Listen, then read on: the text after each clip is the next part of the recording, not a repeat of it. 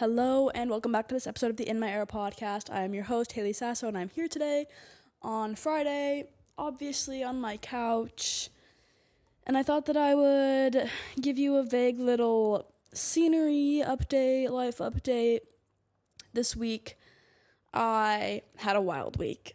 Okay, I feel like most weeks are just wild right now, and I don't know if it's because I'm just in that phase in my life where everything is just crazy, or if it's just a crazy time. I don't know, but I'm sick right now, and I was like, shoot, well, I gotta record an episode, so here we are. This episode, I've actually, surprisingly, put a lot of thought into, because, like I've said in some of my other episodes, I just kind of want to make this a bit more important and more of a thing that's in my life, because I actually randomly ended up loving this podcast and doing this and getting to talk about sometimes serious things. So, that being said, this episode I wanted to talk about how we need to stop letting our thoughts hold us back in life. And this has been on my mind because I think I've officially entered the post-grad spiral. It's September. Most schools are back to school. Most of my friends that are still in college started their classes. And a couple of days ago, I went to drop off one of my friends on campus. And as I was driving him home, I was seeing all the kids going to class and everyone in like their sorority merch, just looking like babies, just like completely in the simulation of college. And it just kind of slapped me in the face like, oh, I'm old. I'm a grown up. I'm no longer in college. Like, I am adulting. I'm working a job. I'm paying rent. I have responsibilities. It's just insane. And I don't know why it feels so earth-shattering, but it feels really earth-shattering. And I think one of the harder things about post-grad so far is just, I feel like I've been really hard on myself, and I've noticed a lot of my friends being really hard on themselves. And when I see my friends, I'm like, guys, like, be nice to yourself, like, give yourself grace. But I feel like I'm not giving myself the same grace, if that makes sense. I have been, I don't know, I think just waking up in the morning and just feeling kind of defeated. Like, I'm not necessarily happy with where I am in life right now. And I don't exactly know what to do to change that. And so it's like I'll wake up in the morning and I'll be like, ugh, I have to do X, Y, and Z. I have to do X, Y, and Z. And I really wish that I had blah, blah, blah. It's like, because I'm not happy with where I am in life right now, I've been wishing that things could be different. And I just don't think that that is the right way to go about life and to go about not liking where you are. I think in order to change where you are, it starts with your mindset. And so that is what I've been focusing on. And what I've been trying to do is wake up in the morning and tell myself, I have everything that I need. I have everything that I need. I am so blessed. I have a roof over my head. I have people that love me. I have food. I'm not in debt right now. The little wins, you know. I have everything that I need. And so everything else on top of that is a plus. And I've been trying to switch my mindset from like a lack mentality of like, oh my God, I wish I had more money. I wish I had more really, really best friends. I wish I had more hugs. Honestly, guys, I think I'm touch deprived. Like, I am such a physical person. I miss like being cuddled like so deeply. That's beside the point. And then I'm like, that's a lack mentality. Do you want to know why? This is why. I can give myself a hug. Okay, can you tell that I'm hugging myself right now? I'm not even kidding. I seriously hug myself. Or I'll hold my own hand and like rub my thumb. Or I'll kiss my hand. Dead serious. Because I'm like, I need physical touch. And I don't like have my person in the same, whatever. So I can't just be touched by people like that. So I have to hug myself, okay? And that, I think, is a lack mentality. I've been thinking about, like, so many of those things, and it's just, like, my perspective, I think, sometimes gets skewed. And what I've realized is that when my anxiety is really bad, I tend to have a more negative outlook, and I tend to have stronger negative feelings, and I tend to run away from them instead of trying to understand them. One thing that I have been really trying to pay attention to is the things that I'm running away from. Whenever I get stressed out with jobs or whatever, like, my immediate reaction is like, okay, I need to quit, I need to leave. And I've realized that that's not how life works. I can't just quit things when they get hard, And I do the same thing in relationships a lot of the time. Like, if someone hurts me or upsets me, to a certain extent, like, I do try and, like, communicate it. But, like, if I try to communicate it and it's not well received, I'd be like, peace. And I'm trying to work on that, because that's just not going to cultivate the community that I need.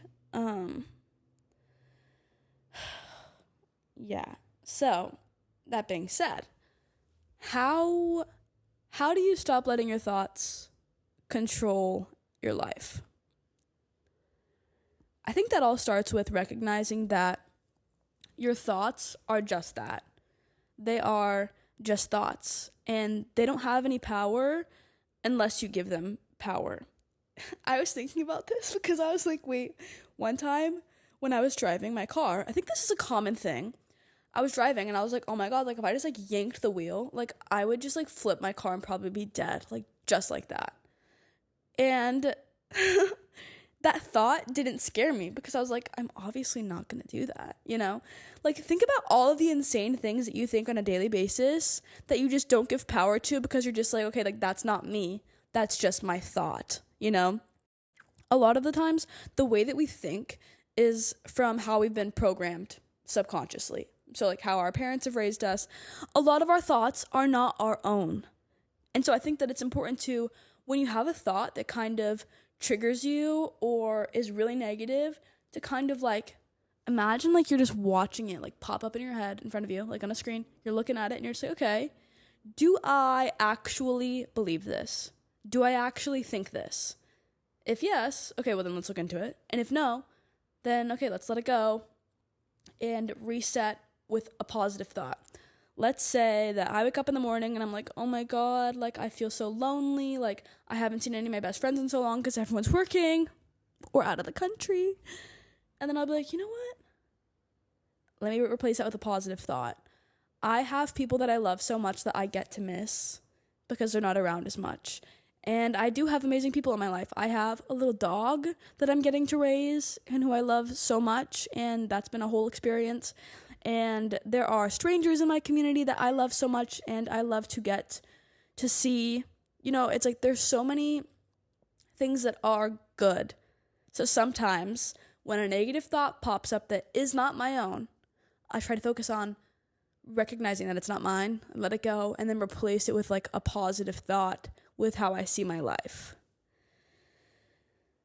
So, yeah, and I also think positive affirmations are so fucking huge.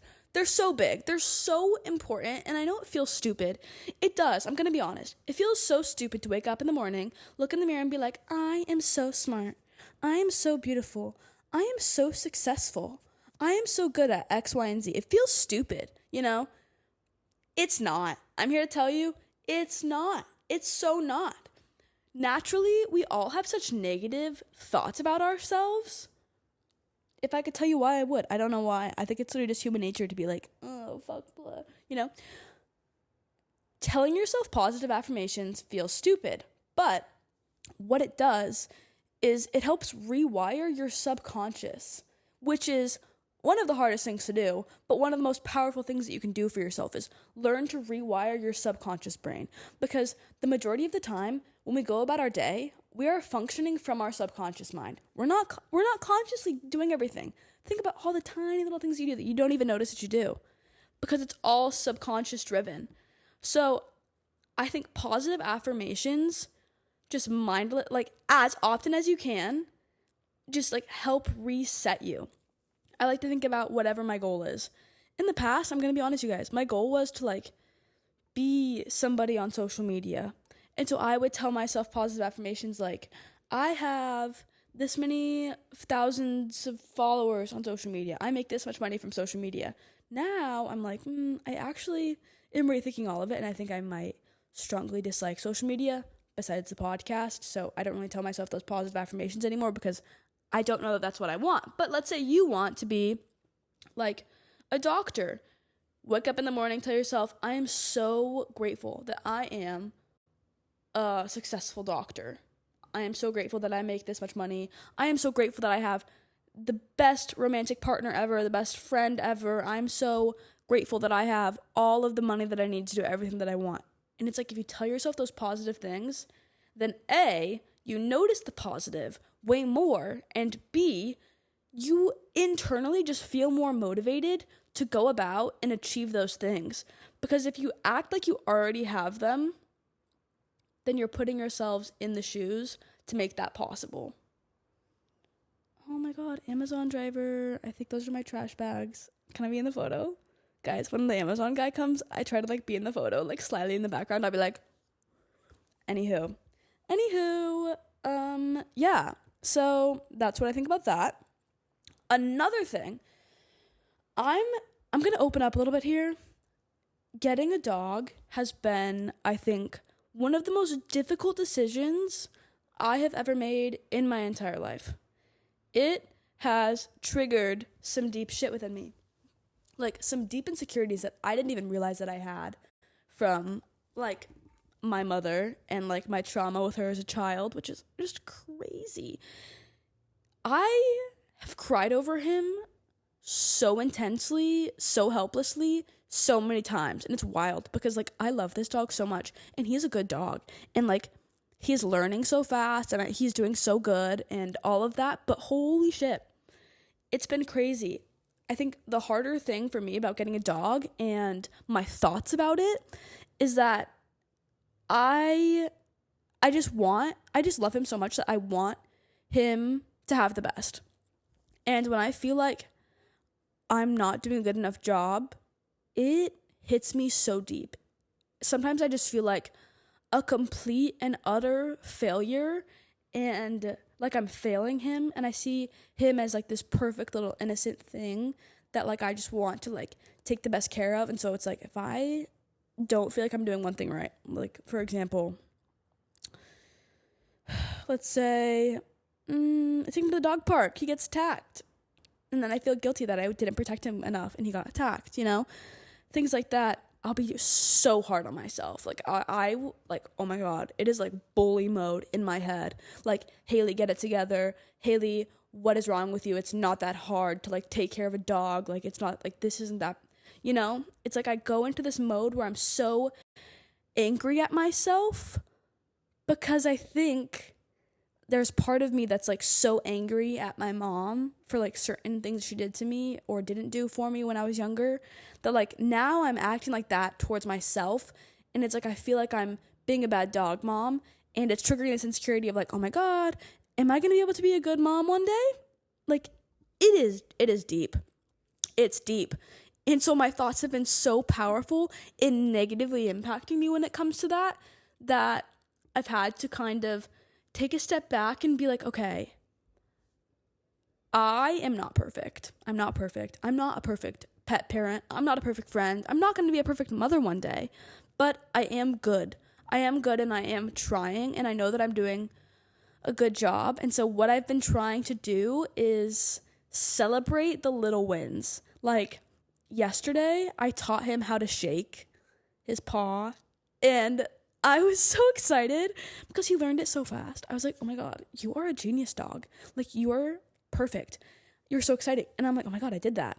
Or it's like if I take him for a walk and he's like doing really well, then I'll think to myself like, okay, like Haley, you're doing a good job. Like Remy's doing a good job. Like he's okay. I'm literally just celebrating myself for the tiniest little things, because the positive reinforcement is motivating me to be better instead of trying to bully myself into being better. Like, that's just not how it works. Same thing, guys, on a less serious level with buying coffee out. I've literally set weekly goals to not buy coffee out 2 weeks in a row. I've failed both weeks. Like, I will have a weak moment almost every day and just go buy a latte, and then I'll be like, Haley, it's not that fucking hard. Why can you not do this? It's just a latte. Like, you would be saving so much money if you did not buy a $10 latte every day, okay?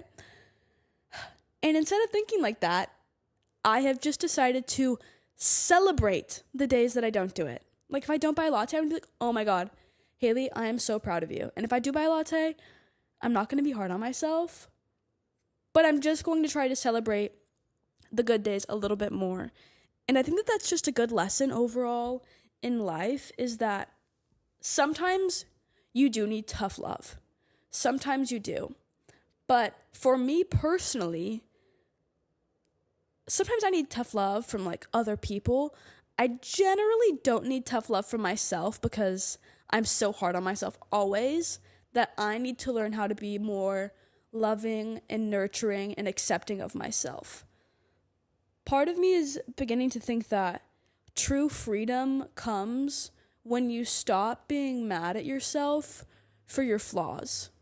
Because we all have flaws. We will always have flaws. We are imperfect. But you give them less power when you're not as upset about it, when you can just see them as little things like, okay, I noticed this.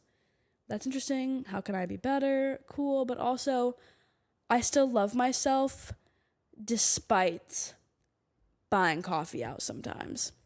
I still love myself despite being really hard on myself about Remy, despite not being perfect, despite all of these things. And that has been really healing, for me at least. Because growing up, I've kind of always felt like love was conditional. Because growing up with a parent who was like emotionally absent and like struggling with mental health and like addictions, love was conditional. And so trying to learn how to give myself unconditional love has been really important for me, and really important in transforming the relationships that I have in my life and being less in self-preservation mode and more in like, okay, you know what, like, I'm okay, I'm good, I'm safe, and negative thoughts are going to come up, negative feelings are going to come up, but they only have power when you run away from them and when you're afraid of them. So I guess the next time you have a negative thought that like pops into your head and kind of triggers you, try to take like a step back and look into it and ask yourself, is this real, or is this just a thought that I'm having? And if it triggers you, try to look into why it's triggering you, because on the opposite side of our triggers is our freedom, is our happiness, is honestly a better, brighter world. And I think we can all get there one step at a time together through occasional soft love. Like, okay, maybe just be a little nicer to yourself, okay? Try to be nicer. It's tough, but we can do it. I think that's like all I have this episode, but I love you guys. I will see you next week. I feel like dog water right now, but still happy to be here. Okay, bye. Love you.